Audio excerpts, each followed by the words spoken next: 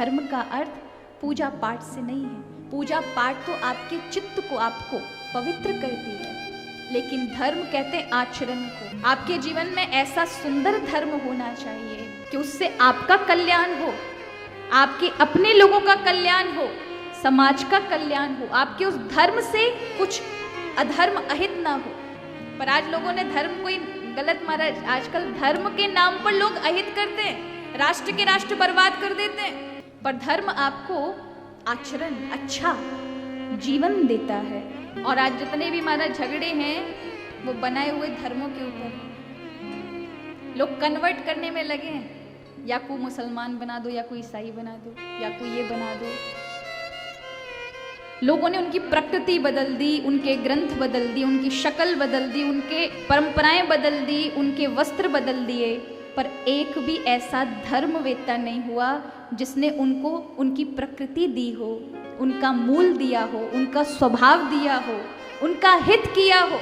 और धर्म हमें यही सिखाता है कि हम लोगों की सहायता करें। धर्म हमें सिखाता है हमें अपने माता पिता के साथ कैसा आचरण करना चाहिए, हमें अपने बड़ों के साथ कैसा आचरण करना चाहिए, हमें अपने सनातन धर्म के प्रति कैसे विचार रखने चाहिए।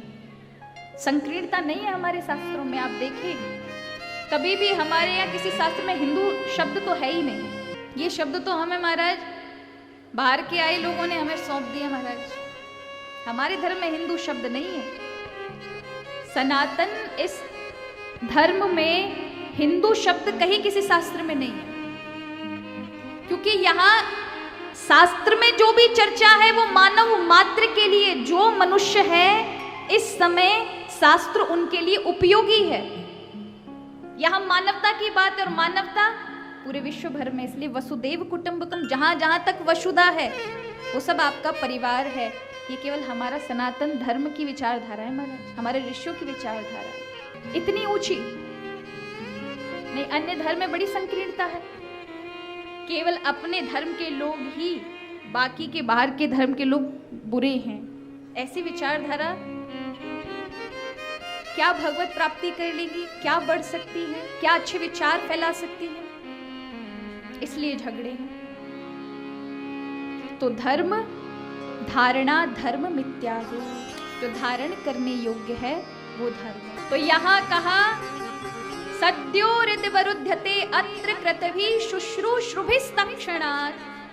भैया, अगर आपके जीवन में प्रज्वलित धर्म भागवत के द्वारा प्रज्वलित हो गया, जीवन में कपटता मिट गई, भक्ति जीवन में आ गई, और भक्ति करते करते मत्सरता यानी ईर्ष्या कम हो गई। ईर्ष्या कब कम होगी? भजन करोगे। भजन से अंतःकरण शुद्ध होता है। भगवान ने गीता में कहा है कि मन त्रिगुणात्मिक शक्तियों से बना है, सत रज और तम।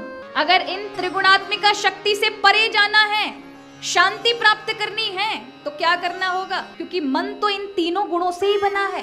तो कहा भैया त्रिगुणातीत तो भगवान है। इन तीनों गुणों से, प्रकृति के इन तीन गुण से भगवान के वश में तीनों गुण, भगवान त्रिगुणातीत हैं।